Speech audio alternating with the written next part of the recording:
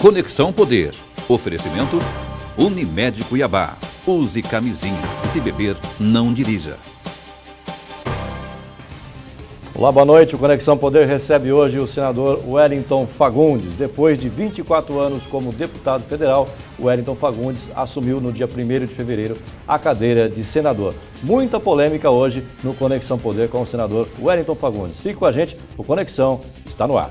Eleito com 646 mil votos após 6 mandatos de deputado federal, Fagundes, que coordenou a campanha de Dilma Rousseff em Mato Grosso, é praticamente o único sobrevivente do grupo político de Silval Barbosa, que deixou o Paiaguás pela porta dos fundos no final do ano passado. Uma das tarefas do senador da República é fazer a ponte entre o governo federal e o governo estadual. Fagundes, porém, apoiou Dilma e foi contra Pedro Taques na eleição passada.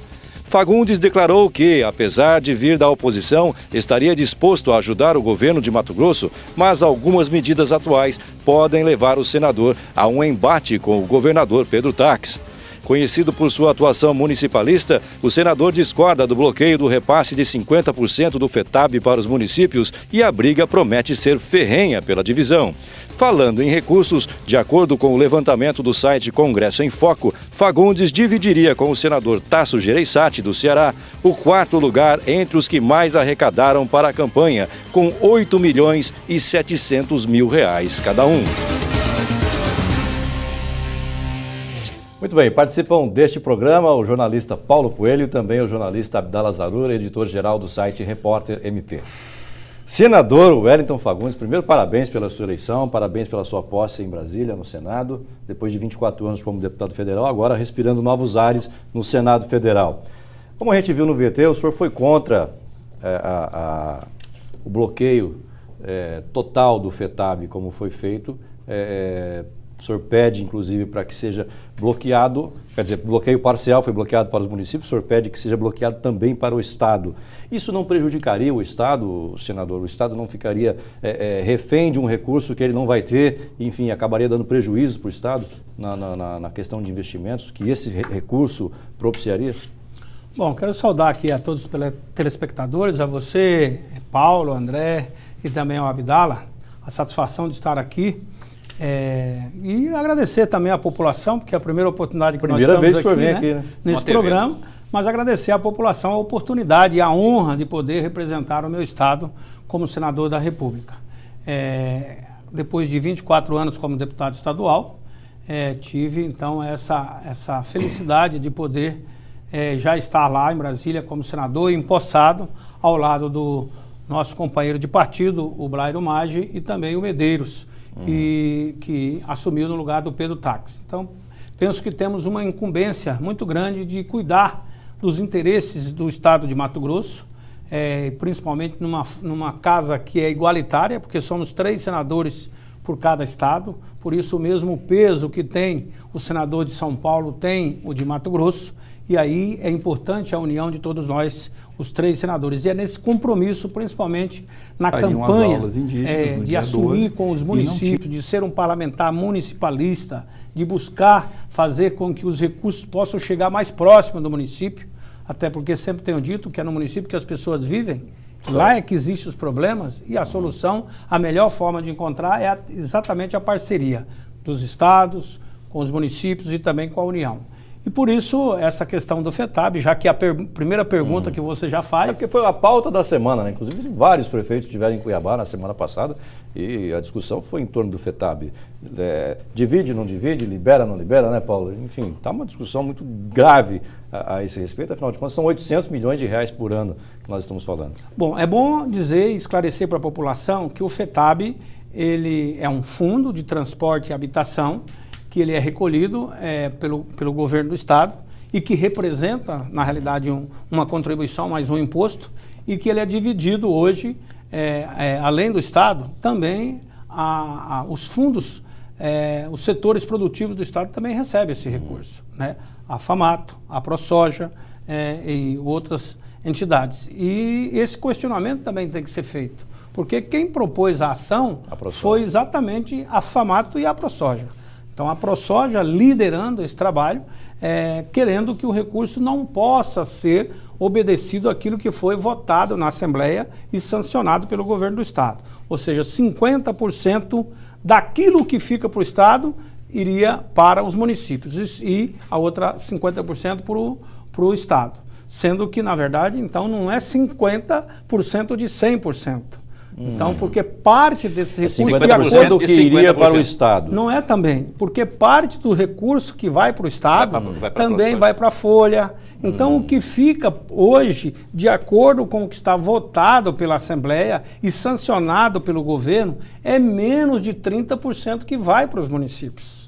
Então, a gente está falando 50%, não é 50%. Os prefeitos têm essa consciência, porque a maioria deve estar pensando, são 400 milhões que virão para nós, dividido por 141 municípios, quer dizer, é uma grana considerável.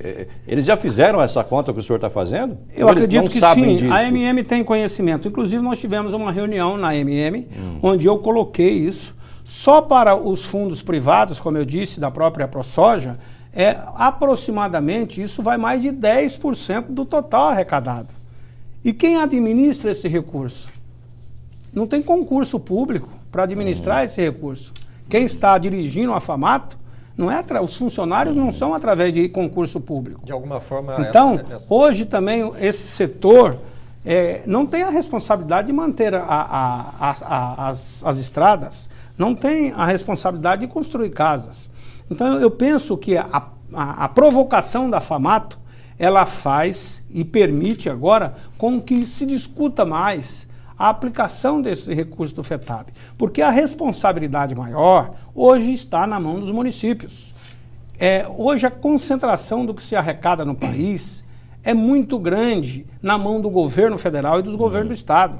De tudo que se arrecada no país, é menos de 16% a 15,2% que vem para os municípios, para os 5 mil e tantos municípios. Portanto, o governo cria os programas e leva a responsabilidade para os prefeitos.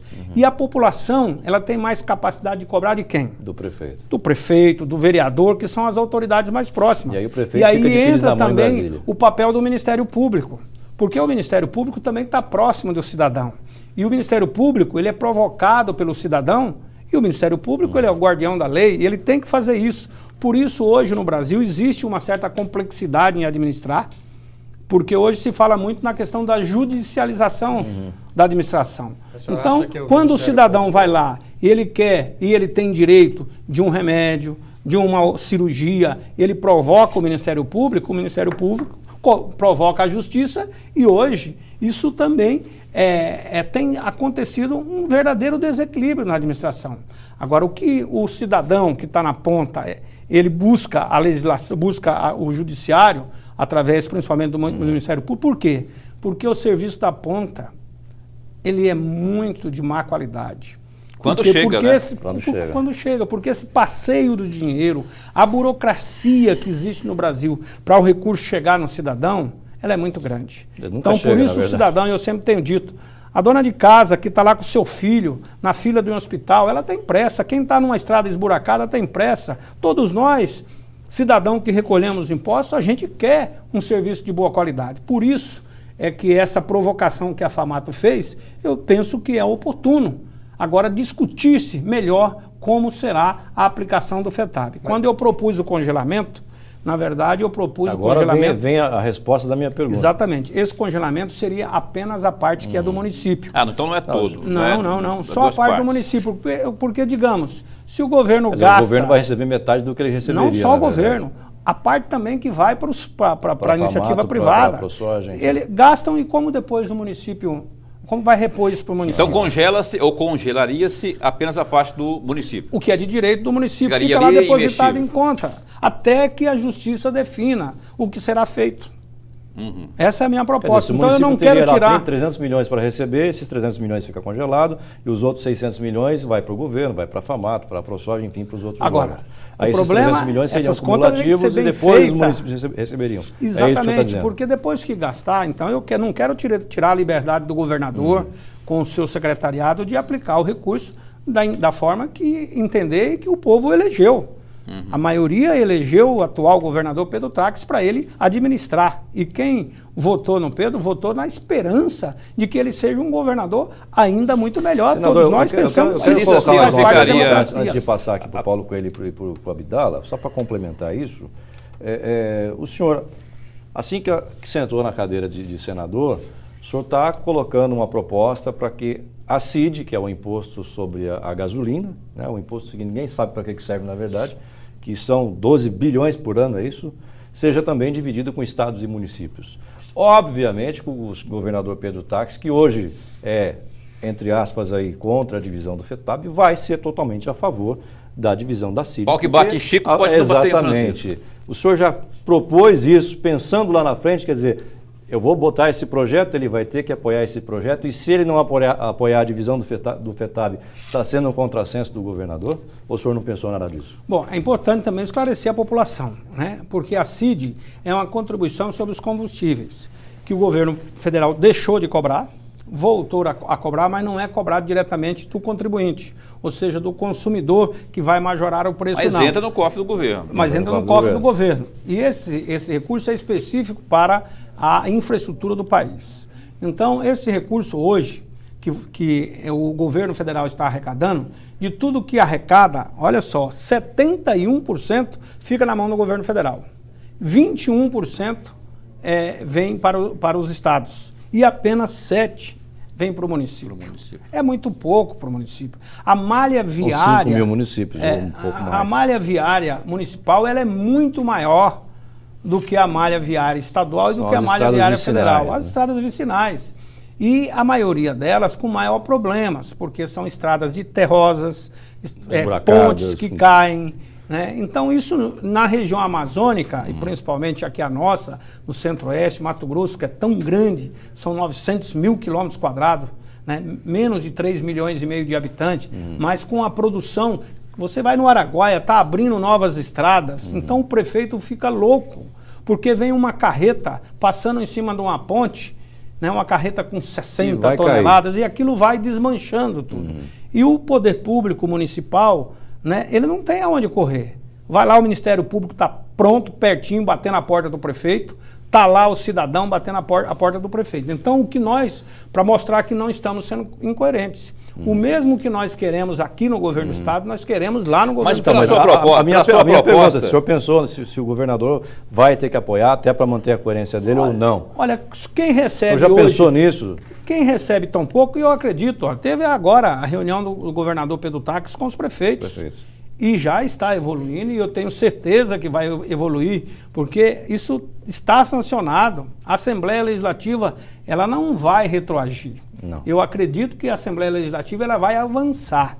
E eu acredito também, o Pedro Táxi é inteligente, ele não vai abrir mão dessa parceria. Então, mas o que eu perguntei, se o senhor propôs a divisão da CID, já pensando numa suposta incoerência do governador por não aceitar a divisão do FETAB ou não?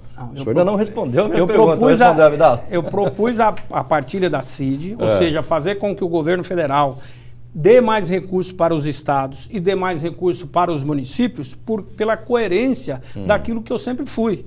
Eu sempre fui um parlamentar municipalista, assim como eu defendi também a CPMF para vir mais recursos para os municípios, assim como eu critico a posição do governo federal de criar os programas e dar o ônus para os municípios. E por isso eu fui eleito senador. Como senador da República, como eu disse aqui, nós temos um peso igual. Então eu quero discutir, e quando eu apresentei, isso foi essa semana, na quinta-feira, eu já tive o apoiamento de grande parte dos senadores. Eu saí lá coletando assinatura, pedindo o apoio de senadores independentes de cor partidária. E vai ter dos governadores, assim como nós fizemos nos royalties do petróleo, o royalty do petróleo era para 2 estados brasileiros. Só Rio de Janeiro e Espírito Santo. Então, isso não estava correto e nós conseguimos dividir e hoje todos os estados brasileiros recebem os royalties do petróleo. A minha pergunta, o senhor passou batido, o senhor não respondeu a minha pergunta ainda. Eu estou fazendo a coerência, lutando para que os recursos mas não foi nada de caso pensado, deixem de ser descentralizados. Não foi de caso pensado em relação ao FETAB? Claro que de caso pensado. Pensado para ajudar os municípios. Para Respondeu ajudar a o pergunta, Estado. Paulo Coelho. Não, para ajudar o governo de Mato Grosso. Porque eu quero ajudar a descentralização do recurso. Deixa eu fazer uma Tá bom. pergunta E eu para o não senhor tenho- aqui sobre aqui eu fui questão eleito para numérica ajudar o aqui, Mato Grosso. senador. Tá certo. Independente de que Sim, partido o senhor pertence só ao Pedro teve- É uma pegadinha com o governador. É uma pegadinha sua. Vamos lá, Paulo Coelho. Essa matemática da CID, dessa proposta do senhor aí, 1/3 significaria o quê? Os estados recebiam 21 milhões, 21%, aliás, 7% para os municípios. Conforme a sua proposta... Não, hoje é o que recebe. É o que recebe hoje. Eu estou recebe. propondo Não, exatamente. 33% que seria para isso cada... em números? O Mato Grosso falou-se aqui antes do programa começar de 800 milhões, seria isso mesmo? Porque eu fiz uma consulta antes do programa começar também com o Sinésio, ex-secretário de Estado de Transportes, Infraestrutura, dizendo que no último ano foram 45 milhões, quer dizer, se viessem, ou se vierem mesmo 800 milhões, seria É mais um FETAB. uma panaceia para a resolução Para o estado de Mato desses Grosso, problemas de porque infraestrutura. Se os estados têm mais recursos, se os municípios têm mais recursos e a parceria existindo, vai melhorar para tudo, porque uma estrada vicinal, ela é conectada a uma estrada estadual. E a estrada estadual é conectada a uma estrada federal. Então, na verdade, não adianta ter só um tipo de estrada boa. O cidadão que está lá na zona rural, ele precisa sair do seu sítio, precisa sair da sua propriedade, passar por uma estrada vicinal normalmente, passar por uma estrada estadual, para depois chegar na estrada federal. Para poder escoar a produção. E olha, gente, eu falo muito dessa questão da estrada também, porque quando você cuida da estrada, você está cuidando da vida das pessoas.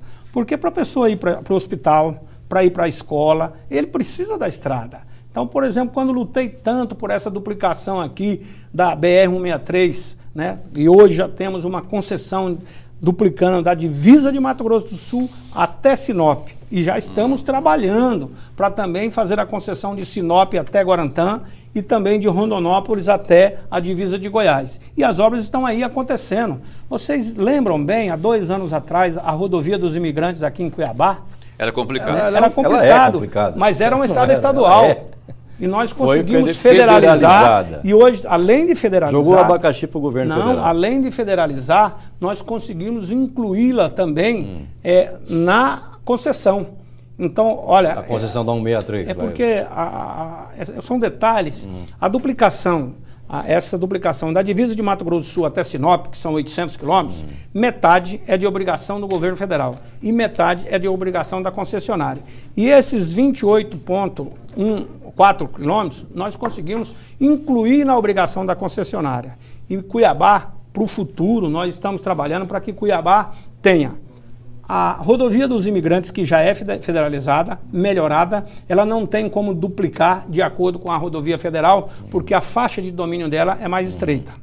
A federal é 70 metros, ela é só 30. Mas teria como melhorar. Não vai melhorar, já está melhorando, já melhorou muito e Começaram a vai mexer? melhorar mais. Já está mexendo? Já melhorou muito a rodovia dos imigrantes. A Passos de Tartaruga com extensão muscular. A rodovia dos imigrantes, em termos de conservação... Eu passei por ali, é buraco. Não, buraco não tem. complicado. Hoje não tem buraco na rodovia dos passou lá imigrantes. no almoço, né? Passei lá hoje. Passei lá hoje, não Você tem. não vê buraco, né, Paulo? Não, ela não tem. Agora ela precisa ser duplicada. O problema é que a faixa de domínio tem pontos que já foram invadidos. Então ela vai ser melhorada muito. Não será uma duplicação como a BR. uma terceira faixa mas já aí resolve. nós já estamos trabalhando. Fazendo essa duplicação? Pois é, mas nós estamos trabalhando além da rodovia dos imigrantes, o contorno norte de Cuiabá e também o futuro contorno sul. Portanto, Cuiabá, dentro de mais ou menos 10 anos, ela terá um anel viário. Então, a rodovia dos imigrantes, no futuro, será como a Avenida Fernando Corrêa da Costa. Uma avenida... Sem caminhões pesados, sem carretas, sem... No futuro será isso, mas no futuro daqui quanto? Tomara 10 daqui a anos, perto. 15 anos. Senador, essa questão aí de concessões de rodovias, como que está sendo trabalhado? O governo federal, ele trabalha a rodovia, melhora aquela situação e aí faz a concessão, ou essa concessão ela já é feita do jeito que se encontra a rodovia hoje? Todos os modelos. Cada estado foi uma situação. Por exemplo, no caso de Mato Grosso, como eu disse aqui, metade da duplicação é de responsabilidade do governo federal e metade da concessionária. Por isso, a nossa tarifa aqui ela será bem menor do que a tarifa do Mato Grosso do Sul, que lá toda a obrigação é da concessionária. Agora aqui, só o contorno sul que será projetado, que nós estamos trabalhando, só o contorno sul deve ser aproximadamente uns 30 quilômetros. Ele representa mais de 100 quilômetros em termos de recurso da duplicação, porque é uma área nova, com desapropriação, com toda uma infraestrutura diferenciada. Então, isso é o que acontecerá e já está previsto na concessão. Nós, quando trabalhamos essa concessão, e eu estive presente, inclusive quando lá em São Paulo, presente no leilão, Mato Grosso teve essa condição privilegiada em relação aos outros estados. Portanto, por mais que a gente possa investir, fazendo o contorno de sul de Cuiabá, fazendo o contorno de Rondonópolis, as obras de melhoria, mesmo assim a tarifa daqui será menor do que a do Mato Grosso do Sul. Eu queria só voltar, André, numa pergunta que é em relação ao FETAB. O senhor estava falando assim que a questão da AproSoja, da FAMAT, que fizeram esse enfrentamento, mesmo sendo beneficiados com os valores que são arrecadados. O senhor citou o Ministério Público. O senhor acha que o Ministério Público está assistindo? Por que o senhor acha que o Ministério Público ainda não tomou providência, já que é uma coisa ligada ao cidadão, relacionada à questão de município, que o senhor sempre fala sobre isso? Não, pelas informações que eu tenho, o Ministério Público está sim. Até porque é uma ação civil pública proposta pela FAMAT. Então, existe a necessidade do acompanhamento do Ministério Público. E olha, gente, muitos reclamam do Ministério Público. Agora, é uma condição que nós estamos maturando a nossa democracia e cada dia mais o Ministério Público vai ter ação mesmo. Isso é que faz com que o sistema democrático brasileiro possa avançar, possa melhorar, e eu acho que cada um tem o seu papel. Senador, o senhor citou a CID, que é a contribuição que incide sobre os combustíveis, e a Dilma resolveu ressuscitar a CID. Ela deu uma parada, agora deve voltar. Já voltou. A propósito, a gasolina já aumentou. Não, mas isso não incide no preço direto. Isso que o André falou aqui é uma deixa para a minha pergunta que eu já ia fazer mesmo.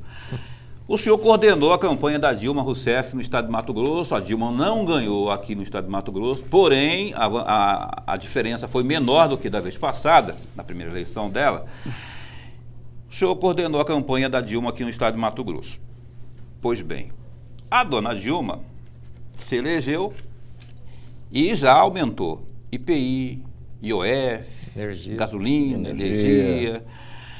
Que dizer para 646 mil cidadãos matogrossenses que votaram no senhor, acreditando que a vida iria melhorar, e aí aquela a quem o senhor pediu o voto, de repente, nos seus primeiros atos, eleva o custo de vida do cidadão brasileiro e principalmente matogrossense? Bom, é importante dizer, Paulo, que a população de baixa renda, ela teve muitos avanços nesses últimos 12 anos, sem dúvida nenhuma.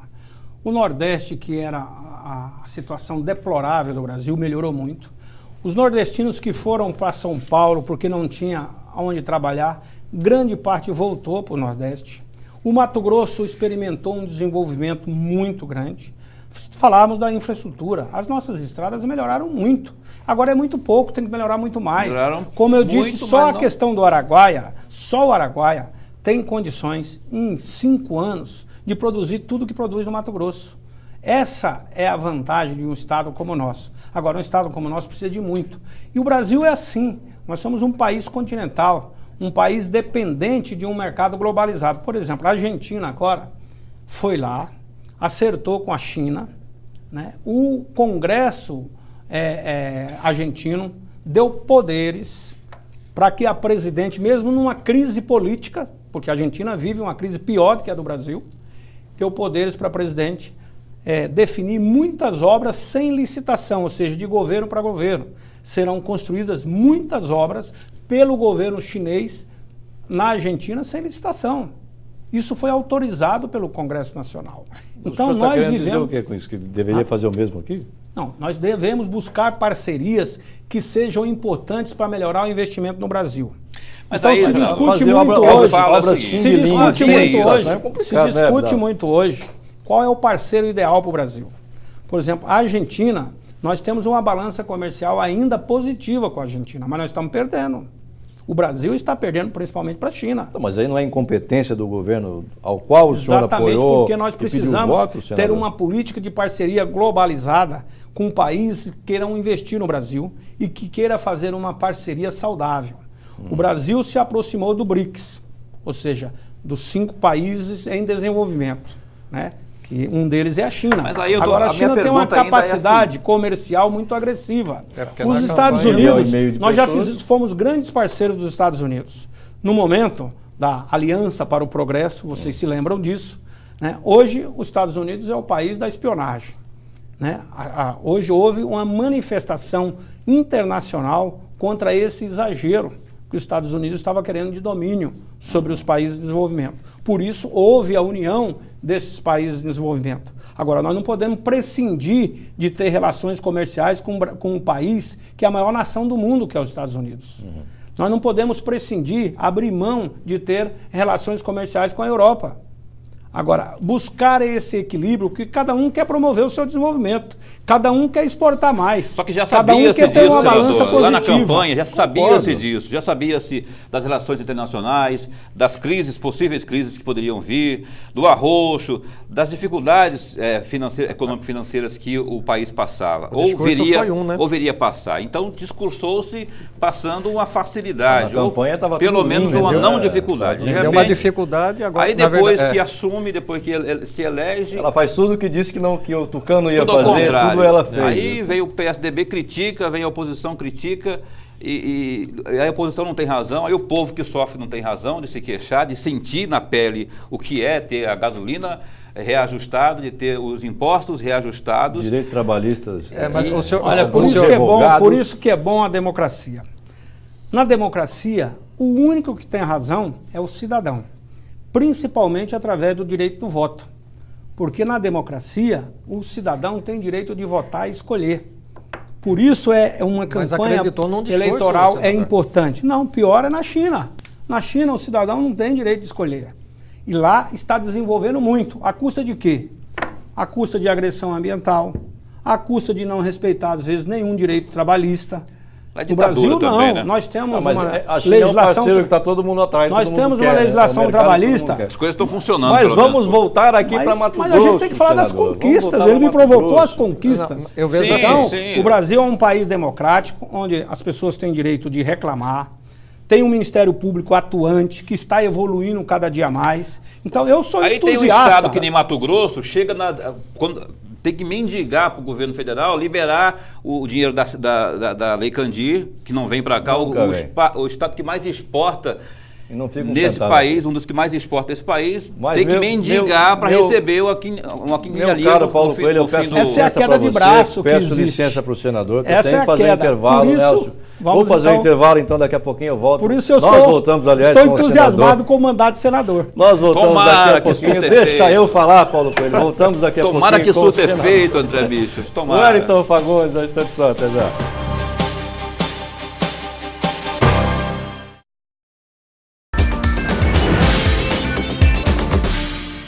Muito bem, voltamos com o Conexão Poder desse domingo, recebendo o senador Wellington Fagundes. No bloco anterior começou uma polêmica aqui, né, senador? E o Paulo Coelho não me deixou falar para variar. Não, Agora o senhor pra fala, Paulo variar. Coelho. O Continue senhor foi falando. eleito pela base situacionista de Dilma Rousseff, foi o cabo eleitoral número 1 dela, que coordenou a campanha dela aqui.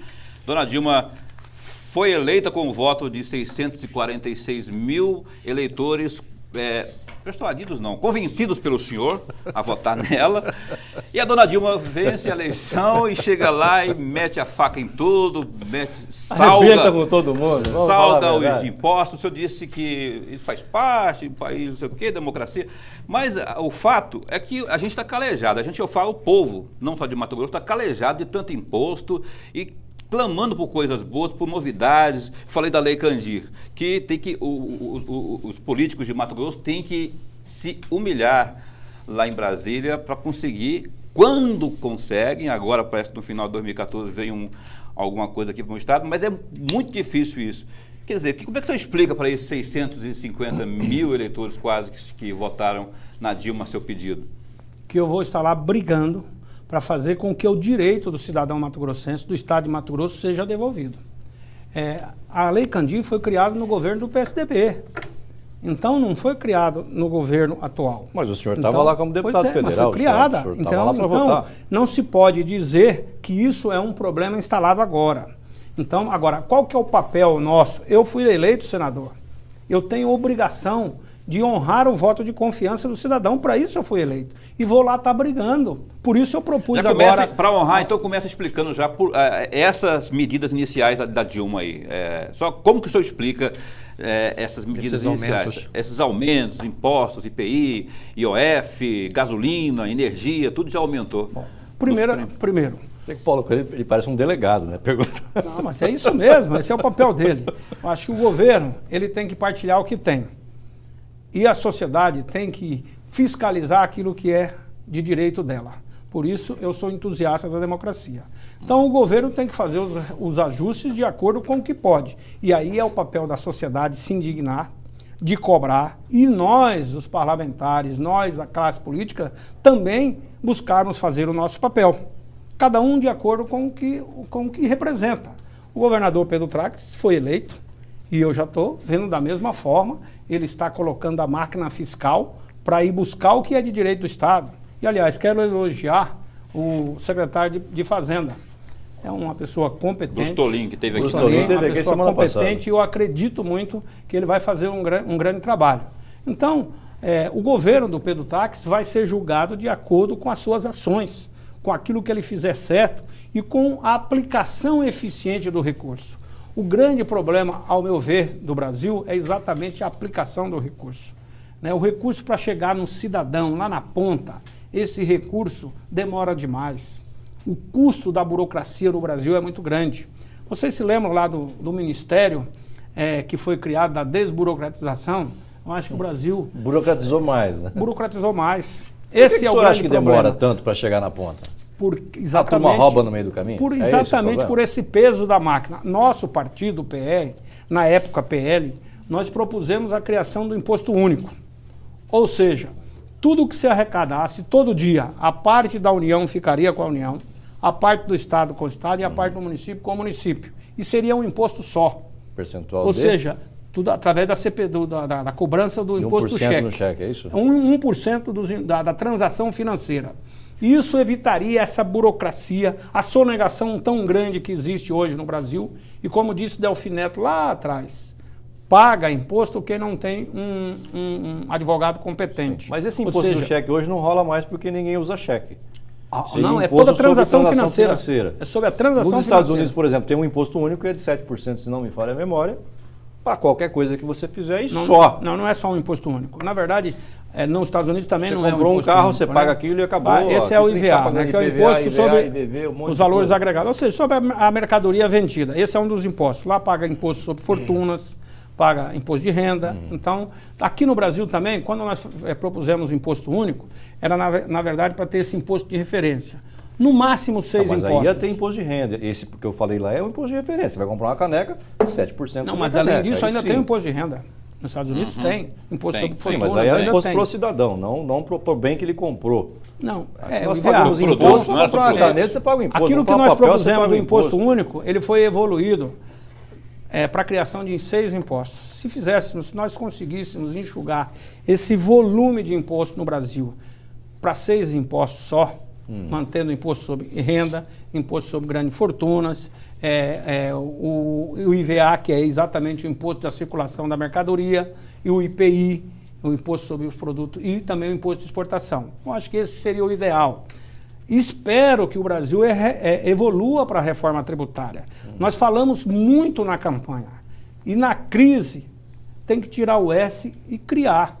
E eu espero que o Congresso Nacional, o governo federal, nessa crise que está envolvida agora, tenha essa habilidade de poder evoluir, de poder criar, para dar satisfação ao cidadão que está lá na ponta, que quer uma melhor prestação de serviço. Eu estou há 25 anos no jornalismo. 25 então, reforma política, reforma tributária, de política, tem que acontecer. Eu acho, entre deputado federal e agora senador, o senhor tem mais ou menos 25 anos. É o tempo que eu tenho de jornalismo. E desde que eu comecei, eu escuto falar, Abdala, temos que fazer a reforma tributária. Todas as reformas. Todos os presidentes, os senadores, os governadores falam disso e ninguém faz. Mas eu acredito que o Brasil está vivendo uma das suas piores crises. E essa crise que toda a classe política tem que se conscientizar. É o momento de exatamente buscar fazer o dever de casa. Se a classe política não fizer isso, nós vamos ter revolução no Brasil. Senador, o senhor E fala... nós estamos chegando no momento, o Brasil sempre foi um país pacífico, nunca tivemos derramamento de sangue. Não né? está longe. Não 2013 tá saiu aí uma mas não voz teve, das ruas. Mas, senador, o Brasil senhor teve fala... uma aquilo foi muito mais manifestação. bagunça do que qualquer outra mas, coisa. Mas senador, eu acredito que neste momento Não acho que a queimar o orelhão e classe queimar banco de política prata tem que serviu dar pra alguma resposta coisa. à população. Mas o senhor fala em Nós crise... de Mato Grosso somos só 8 deputados federais e 3 senadores. Claro que a nossa representação política é pequena. Pequena. Por isso eu acredito muito na união de todos nós, inclusive com o governador. Então, eu senador, estive em palanque diferente do governador, mas não sou inimigo do governador. Tenho pontos divergentes, diferenças de pensamento, mas nós temos obrigação de trabalhar ao bem do Estado. Eu e quero assim pegar esse a população gancho, vai só que a gente senador, pode deixa eu pegar o pegar esse próximo gancho gancho com ele, Paulo. sem zerar o assunto que sem está aí zerar na esse mesa. assunto. O senhor trabalhou contra o governador Pedro Tax, né? Contra não, ele que trabalhou contra na mim. campanha. Porque eu era Foi proporcional. contra o outro, o senhor defendeu a Dilma. Eu vi o enfim. Pedro Táxi pedindo voto E pro assim, Geraldo, pro Salles. lá de Rondonópolis. Uma das funções do senhor, como senador, é fazer a ponte entre o governo do Estado e o governo federal, e colocar os dois para conversar, enfim, trazer recursos para cá.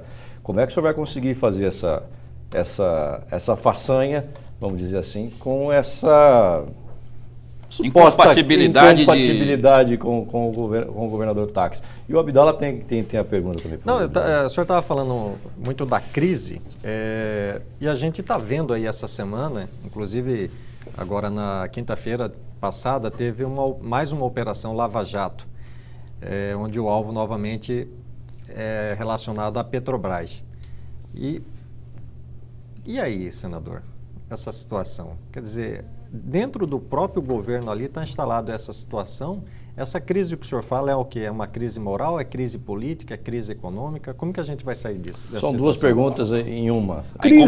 Crise nunca existe uma crise só de um setor. Como eu disse aqui que as estradas elas conectam, elas se interligam, uma crise sempre ela atinge a todos. Nós tivemos uma pesquisa há 2 anos atrás ou 3 anos atrás, todas as instituições brasileiras passam por descrédito. Todas. Mas esse da Petrobras... agora, não. Vamos respeitar, hein? Muito séria. A maior que até hoje Cada tivemos. dia mais deixa todo mundo muito pior. Preocupado. E uma empresa, que é uma empresa referência mundial. Então, a preocupação com a Petrobras, ela não é só do Brasil. Ela é uma preocupação mundial. Então, para você ver, e o Brasil hoje é o 5º país mundial em economia. Então, nós temos uma responsabilidade muito grande, e inclusive de prestar contas a outros países. Então, essa crise, como eu disse, ela não é crise de um partido só. Não é uma crise só da base. Tanto a situação como a oposição tem que ter responsabilidade. Não é o caso da Dilma aproveitar essa crise da Petrobras e promover de imediato a reforma política, porque o que está havendo aí é um descrédito total na população do país em função dessa roubalheira. Cada dia, hoje, essa semana que passou, outros tantos foram afastados da instituição por conta de comprovação de comprovação de envolvimento no esquema fraudulento. Paulo, se a presidente, juntamente com o Congresso Nacional, não fizer urgentemente, e tem que ser este ano, a reforma política, a crise vai se aprofundar muito mais. Então, essa consciência todos nós temos que ter, a começar pela Presidente da República. Se não tivermos uma reforma político-partidária nesse país, este ano, eu diria para você que nós dificilmente concluiremos o nosso mandato. Talvez até da própria Senador, Presidente. Porque eu entendo que temos que ter o senhor tem essa uma visão reforma. Que o senhor acha que a Dilma corre o risco todos correm o risco. sofrer um processo todos de impeachment? correm o risco. E todos correm. Se o Congresso Nacional, junto com o Executivo. E aí entra o papel do Legislativo, do Judiciário também. Porque também passa por crise o Judiciário. Eu hoje sou presidente da Frente Parlamentar pelo Aperfeiçoamento da Justiça. Todos os poderes passam por crise. Então, e no momento da crise, todos têm que fazer uma autoavaliação. Senador, o senhor essa assim... história de não concluir o mandato, né, Paulo? Isso é complicadíssimo. Como é que seria isso? O senhor, por exemplo, não concluiu o seu mandato.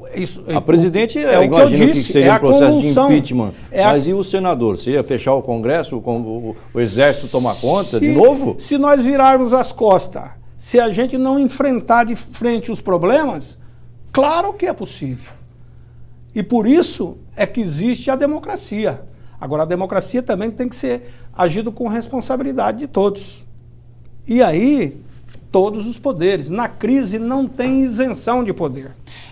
A crise tem que ter um trabalho conjunto para atender a população.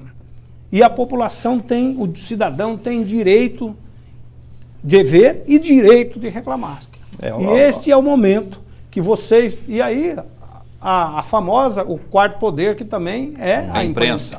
A imprensa tem um papel relevante, mas claro que vocês têm um papel relevante. Senador, eu fiz a pergunta para o senhor no bloco... Eu quero saber onde está a minha verba de gabinete, eu pedi a minha verba indenizatória. Eu pedi para o volume que o executivo gasta hoje... Eu pedi para o senhor, deixa eu só terminar essa pergunta. Na mídia é muito alto. Senão, daqui a pouco então, o cidadão quer saber onde está sendo gasto cada centavo. Deixa eu perguntar para o senhor, eu pedi que o senhor desse explicações ao povo de Mato Grosso, especialmente aos seus eleitores, quanto às ações nada adoráveis, nada republicanas da Dilma, nesse início de governo. E agora eu peço que o senhor dê explicações também aos seus eleitores e ao povo de Mato Grosso também, quanto ao seu apoiamento, ao seu e ao do seu partido PR, ao governo Silval Barbosa, que saiu, como diria o André Michels, pela porta dos fundos, ali no VT, pela porta dos fundos, deixando uma série de obras, especialmente as relacionadas à Copa do Mundo, que passou e as obras não continuam, né?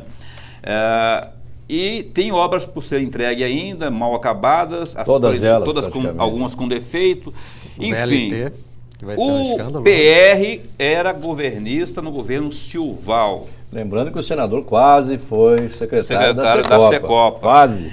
E aí as coisas não aconteceram, o governador Silval Barbosa, o governador Pedro Tax já está querendo mexer no VLT, já quer rever o VLT. Audiência segunda-feira, amanhã. Tem audiência amanhã, já para maior discutir escândalo, isso aí. né? Que assim como a Petrobras é o maior escândalo nacional, no estado o VLT ele já disse que o VLT vai ser o maior escândalo da história do Mato Grosso. O que explicar, hein, meu caro senador, sobre essa história toda aí? Eu quero lembrar aqui, e eu vou falar isso porque ele já falou de público. Ele? O Blairo Maggi. Quando o Blairo assumiu, naquela época falou-se tanto na famosa caixa preta. Depois o Blairo pediu desculpas à mãe do Dante. Foi um grande engano, inclusive. Foi um grande engano. Então eu acho que todo início de governo, quando se tem muita preocupação em olhar o defeito do outro e esquecer de cuidar da sua obrigação, pode dar mal. Pedro Tax está olhando muito o defeito do Silval? Não estou dizendo isso, estou dizendo quando se preocupa em olhar o defeito. O Silval foi e será julgado pelo que ele fez e pelo que ele deixou de fazer. Eu posso dizer muito do que o Silval fez. Por exemplo, o MT integrado... É a obrigação dele, essa é a obrigação dele. O MT integrado já está desintegrado. O MT integrado, que não todo ele está concluído. contratado, com as obras em andamento. Várias obras foram inauguradas, várias. Eu tive lá em Santa Terezinha. A MT-100. Eu tive a MT-100, parte dela inaugurada, na região norte de Mato Grosso. O programa de pontes, todo ele contratado. Então, o governador Pedro Tax, se quiser, ele terá a oportunidade de inaugurar todo mês várias obras. É só dar continuidade naquilo que está. É obrigação do Pedro fazer auditoria, conferir. É claro, ele é o novo governador, ele tem que fazer o VLT. Eu tive várias audiências com o governador, não concordando com o VLT. Isso está de público, está na imprensa. O Blairo Maggi também. Sim, mas o Blairo Maggi defendia. Vocês se lembram da novela BRT, VLT, BRT, VLT. Que o Blairo defendia o BRT. O Blairo defendia. E eu também. E o senhor também. Mas o governador decidiu. Isso é no presidencialismo. O próprio governador decidiu pelo VLT. Defendeu o BRT. E o VLT foi contratado. E o governador Pedro Tax tem todas as condições de concluir o VLT. Quando? Quando ele quiser. Mas na sua avaliação, foram gastos pelo andar da carruagem, vai ser quando? De acordo com a programação dele. Aí é o governo dele que tem que responder. A programação já foi 2014, foi 2015, 2017, agora está em 2018. Ele está fazendo uma auditoria, ele vai mostrar isso para a população. O secretário de Infraestrutura teve aqui, o Marcelo Duarte, E ele falou, né, com todos os FZRs, foram gastos já mais de R$1 bilhão nessa obra. E ainda tem tudo para fazer, o Abdala. Não, pelo que eu vi na 500 imprensa, milhões é não. só... Dá para fazer o resto, Olha quer só, dizer, eu vi uma notícia dizendo o seguinte, 500 milhões só de pagou-se vagão. tanto só para encomendar os carros. Se você for encomendar qualquer país do mundo, aconteceu agora. Se você for encomendar um produto de alta tecnologia, É 500 milhões. é natural. Tá, mas faltou planejamento. Agora, aí. faltou Como é que planejamento. encomendar trem para deixar na Faltou, chuva? senador, Foi uma falha grave. Faltou. O senhor é totalmente Por contra exemplo, parar essas obras, é totalmente contra fazer essas auditorias? Não, eu ou sou não? a favor de fazer auditoria. E a auditoria tem que ser feita. Sem parar a obra. A presença do Ministério Público, agora sem parar a obra. Mas, senador, Não Mas o tem, senhor não acha porque que não há o governador necessidade. seria irresponsável mantendo essas obras em andamento, com várias delas com irregularidades sendo apontadas, senador? Não, mas a Não seria fiscalização... irresponsável? Olha, eu me lembro bem, eu fui no Tribunal de Contas da União, há uns 2 anos atrás, e o Tribunal de Contas da União, ele tinha muito por costume, um técnico lá de Brasília, ele tinha uma suspeita de irregularidade e mandava parar uma obra. E eu fui, naquela época, ao ministro Haroldo Cedrais, que agora é presidente do Tribunal de Contas, disse a ele, olha, ministro, mandou parar uma obra de restauração do trecho de Jaciara a Rondonópolis. Está morrendo as pessoas. O senhor tem que ir lá olhar. E insistir para que ele viesse, ele não pôde vir, mandou um técnico. O técnico veio, no outro dia, mandou dar continuidade à obra. Você não pode parar uma obra por suspeita de irregularidade. Aliás, mesmo por comprovação de irregularidade. Você pune quem está errado. Mas, senador, E atende a sociedade. E vamos trabalhar para que a sociedade tenha o benefício daquilo. Então é perfeitamente você corrigir rumos e tocar a administração pública. Então você não pode parar uma administração pública porque teve erro do passado. Essa é a competência do administrador. É ser mais ágil, mais competente, mais eficaz na aplicação do recurso público. Para isso que a democracia tem a renovação, para isso que tem a mudança. O governador Pedro Taques foi eleito pela grande maioria com a expectativa muito grande da população. Eu estive na rua pedindo voto, o cidadão falava, Wellington, eu vou votar em você, mas vou votar no Pedro. Por quê? Porque eu acho que ele vai ser melhor governador, porque eu acho que você vai ser um senador atuante. Assim foi a eleição. Pedro ganhou a eleição e pela primeira vez na história do Mato Grosso elege-se um senador que não esteve no palanque do governador eleito no primeiro turno. Eu tive a honra de ser o único deputado federal 6 vezes eleito consecutivamente. Então eu tenho responsabilidade e obrigação de trabalhar, de ajudar, de fiscalizar, mas eu tenho o direito de discordar naquilo que eu entender que não é correto. Mas, senador, o senhor está falando do VLT e parece assim, na minha opinião, uma coisa muito simples, que a hora que o governador Pedro Taques quiser, ele pode concluir o VLT. O que está emperrando, de repente, é essa auditoria que está sendo feita, a audiência pública que vai ser feita amanhã. Não, isso não está emperrando. Não, eu estou dizendo o seguinte, o senhor tem conhecimento desse projeto, como que está essa situação, o que já foi pago, o que não foi pago? Porque, assim, falar que uma coisa pode ser feita e é uma obra muito complexa... Primeiro, um ponto que eu vi uma crítica do governador, e eu já também as fiz para o governador Silval. Foi encomendar, a obra foi contratada como um pacote. E os trens, que é de tecnologia alta, foram encomendados e o ritmo das obras, ou seja, dos trilhos, não foi o mesmo da construção dos trens. O Estado recebeu os trens, estão aí parados, e isso vai ter um prejuízo para a sociedade. E aí sim, o Ministério Público já entrou com ação de responsabilidade. Então, hoje, o administrador ele tem uma responsabilidade muito grande. Só que o Silval Barbosa e o não é Silval, administrador. Mas ele terá responsabilidade civil e criminal. Hoje, todo administrador público tem responsabilidade. Será que ele pode ser preso? Não sei. Você falou criminal, eu pensei assim. Eu espero que não. Isso? Eu espero que não. Eu não gostaria de ver nenhum companheiro ter que responder pelos seus erros de forma criminal. De uma forma criminal. Eu acho que, espero que não tenha necessidade disso. Agora, para isso nós vivemos uma democracia. Eu sou responsável pelos meus atos. Se eu cometer algum erro, eu vou ser julgado por isso. Eu perguntei tudo isso para o senhor porque o senhor, não na figura pessoal, mas na figura partidária, apoiou ipsilíteres as ações do governador Silval Barbosa. Espera aí.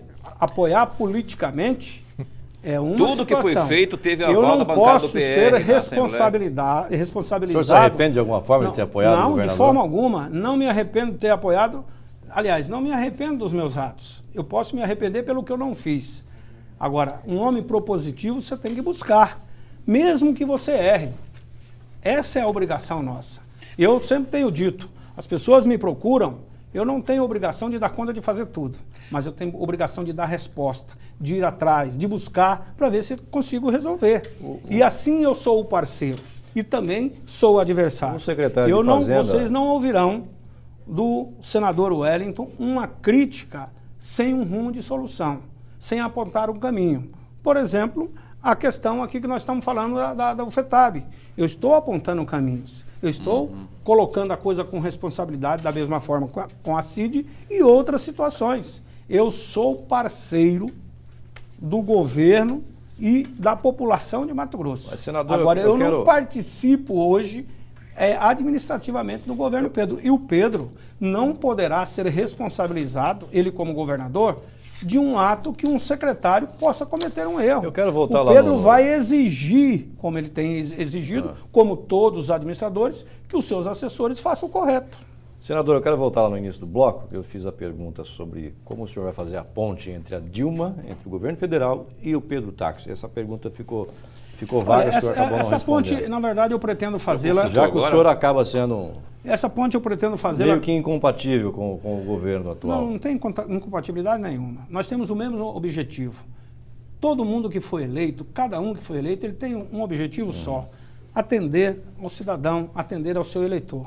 Então eu tenho o mesmo objetivo que o Pedro. Podemos ter caminhos diferentes. Isso no melhor dos mundos. Ideias né? Podemos ter ideias Na diferentes, tese, em teoria. mas o objetivo é único. É único. Isso faz parte da democracia, as divergências. Né? Mas e então, os como eu ia interesses do dizendo aqui, partido? eu só quero responder objetivamente a pergunta. Eu pretendo fazê-la, a intermediação, juntamente com os companheiros da bancada. Todos os nossos 8 deputados federais e os nossos 2 companheiros senadores, o Blairo e o Medeiros, porque cada um tem as suas qualidades, cada um tem o seu potencial e será exatamente através da nossa união que nós vamos fazer com que essa representação pequena, que somos só 8 deputados federais e 3 senadores, a gente possa ter um pouco mais de vez e voz em Brasília. Senador. Então, e aí, claro, liderado também pelo governador Pedro Táxi, e junto, inclusive, com a bancada estadual, com a representação dos prefeitos, com a representação dos vereadores. Isso é o poder político do Estado de Mato Grosso. Então nós temos Senador, Vamos falar deixa eu só mudar de assunto aqui. Eu ia falar, vamos politizar um pouco. Mesmo que o senhor erre, nós vamos falar do PR. Vamos lá. PR. Por que o senhor teria, o Wellington Fagundes teria abandonado Mauro Luiz Save no processo de eleição na mesa diretora da Assembleia Legislativa? Eu falo que teria porque foi o que ventilou-se de forma muito, não foi nem uma ventilação, foi algo que foi afirmado com muita veemência nos bastidores, de que o Wellington Fagundes teria virado as costas para a candidatura do Mauro Save à mesa diretora da Assembleia Legislativa, permitiu o racha no partido quando consentiu que o Emanuel tivesse também outra candidatura, apesar disso ser muito legítimo. Mas não seria o caso de o senhor, como presidente do PR de Mato Grosso, ter feito uma reunião e fechasse questão em torno de um nome, que fosse Mauro, que fosse Emanuel, que fosse Nininho, mas o PR não deixou a coisa muito solta e agora o Mauro Save, o Emanuel Pinheiro tendem a deixar o PR. Seria consequência dessa situação da direção do partido de não ter feito o que poderia ter sido feito, que era deixar o partido unido, e não partido propriamente. Como é bom a gente ter a consciência tranquila. O partido está partido, né? senador. Não, como é bom ter a consciência tranquila. Primeiro, eu nunca agi como cacique. Né? Então, e como eu disse, eu estou há 6 mandatos como deputado federal. Não é cacique, é chamar e fazer a união. Vamos lá que eu vou responder a sua pergunta com tranquilidade. Né? Então, é importante dizer que a eleição da mesa, ela não é um fato partidário. No Congresso Nacional, inclusive o deputado Emanuel Pinheiro propôs, aqui também era assim, modificou e agora o deputado Emanuel está propondo. Lá você tem direito a escolher as vagas na mesa de acordo com a proporcionalidade dos partidos, mas é direito de cada parlamentar ser candidato avulso.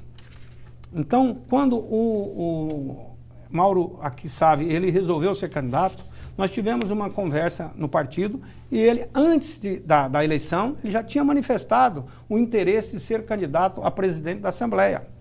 E assim, quando o Mauro era o único candidato do partido, eu procurei o deputado Mauro na Assembleia. Bom, Mauro, vamos fazer uma reunião do partido para decidir como vamos conduzir isso. Ele falou, não, Wellington, isso é uma questão nossa interna aqui, não vamos envolver o partido nisso, porque cada parlamentar tem o seu direito e para que eu seja eleito presidente, ele disse, eu tenho que buscar os votos não só do PR, eu tenho que buscar o voto da grande maioria. Então nós não podemos transformar isso numa questão partidária. Bom, e assim ele conduziu. Depois o Mauro definiu já não mais ser candidato a presidente, sim primeiro secretário. O Emanuel Pinheiro se lançou candidato a presidente. Olha só, de 5 deputados do PR, 4 foram candidatos. Então, isso não é questão partidária. Se eu fosse interferir, iriam dizer que o deputado Wellington está querendo ser cacique. E sabe o que eu ia levar? Pedrada. E, portanto, hoje eu tenho uma relação muito saudável e tenho certeza... Está perdendo 2 deputados não aí. Não vai perder, eu tenho certeza que... Eu sei que Mauro Sávio está conversando com o PPS do Percival, está conversando com o PTB do Pagô e tem outros partidos também fazendo convite e ele... No pluripartidarismo, e o Manuel, a mesma coisa. No pluripartidarismo que vivemos, é direito de cada parlamentar conversar. Nós formamos um bloco lá em Brasília agora, diferente da Câmara. No Senado é um bloco, na Câmara é outro. Então, isso não é uma questão partidária, é uma questão de sobrevivência dentro do Legislativo.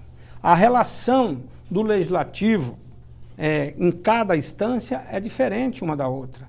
Então, aqui, assim como as câmaras de vereadores, nós temos presidente de câmaras em vários municípios. Imagina se o presidente estadual do PR fosse interferir, ou de qualquer partido, interferir em cada município para definir quem seria o seu candidato a presidente da Câmara de Vereadores. Isso é impossível, não pode, não é correto. Democraticamente não é certo. Então, a interferência do partido aqui no processo eleitoral não era correta. Até porque foi uma decisão deles. Se esses 2 nomes saírem do partido, não enfraquece o partido? Não, eu acredito que não vão sair. Sempre teve a maior bancada. Enfraquece e o seu projeto de ser governador em 2018 vai pro ralo. Eu sei que o senhor já está colocando a candidatura. Não estou colocando. Não estou colocando. O senhor esteve lá no site Repórter MT na semana Vocês passada, estão o senhor dizendo... falou assim, sou candidato a governador. Então fala que não é. Não, então fala que não serei candidato. Não esqueça o voto do Elton. Deus não foi assim, Abdala? Vai o filósofo. Olha, ele saiu do Repórter MT falando assim, não esqueça o voto do Elton para governador. Então o senhor é candidato a governador. Eu disse assim, ó, não esqueça do votinho do Elton. É para o futuro. É para a reeleição, dentro de 8 anos. Nosso tempo está estouradíssimo. Eu tenho dito muito o seguinte, olha, eu quero agradecer a quem votou no Wellington Fagundes. Quem não votou, não precisa ficar preocupado. Está pedindo voto para a próxima. Agora, a próxima quando 2018. será? Não sei. Eu não sei quando será. Não sei quando será. Tem que andar. Senador, nosso tempo está estouradíssimo. A fila tem que andar. Mas eu quero desejar um bom governo ao Pedro Táxi. Mato Grosso precisa que as coisas deem certo, assim como eu espero que a presidente Dilma faça um grande governo.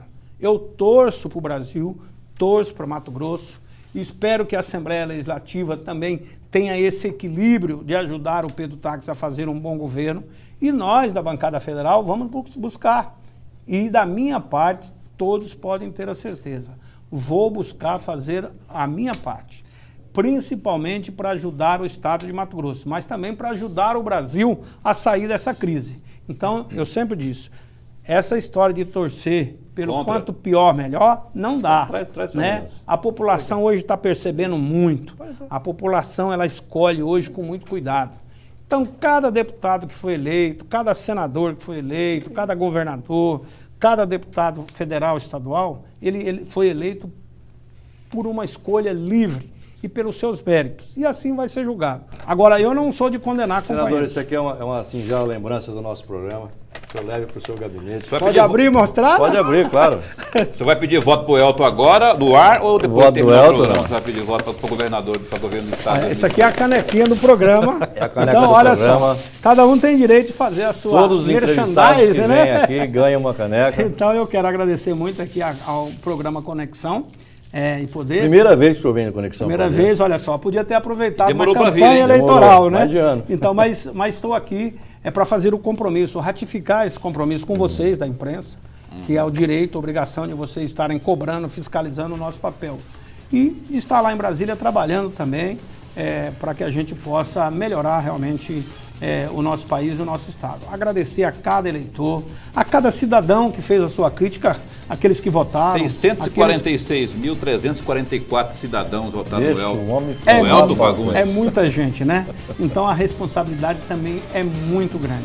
Então eu agradeço. Agora, o votinho do Elton, você não esquece. Tá bom. Tchau, senador. Obrigado. Paulo Coelho, obrigado, Abraço, Abdala, mais uma abraço. vez, um abraço. Obrigadão pela parceria de novo, Paulo Coelho. Pra tolerância também, né, Pela André? tolerância, né? A gente se tolera, né, Paulo? É. Abdala, obrigado, meu irmão. Você em Final. casa, obrigado pela sua audiência também. Voltamos no próximo domingo. Tenham todos uma ótima semana, uma ótima noite. Até domingo. Tchau.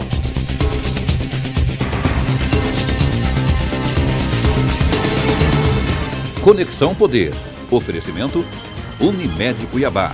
Use camisinha e se beber, não dirija.